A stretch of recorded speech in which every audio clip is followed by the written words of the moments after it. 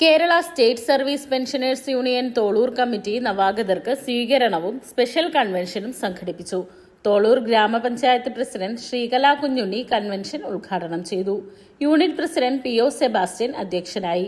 പറപ്പൂർ രാജീവ് ഗാന്ധി സാംസ്കാരിക നിലയത്തിൽ വെച്ച് ചേർന്ന കൺവെൻഷനിൽ V. D. Sindhu, Kunjilu Davy, Sindhu M. J, Jessy Joy, Sumathi M. A എന്നിവരെ കേരള സ്റ്റേറ്റ് സർവീസ് പെൻഷനേഴ്സ് യൂണിയനിലേക്ക് union Puzhakkal block president Raghunathan അംഗത്വം നൽകി സ്വീകരിച്ചു. Block vice president C. D. Vincent, P. O. Sebastian, C. P. Joseph, P. A. Ouseph, K. J. Babu master, S. R. Chandran എന്നിവർ സംസാരിച്ചു.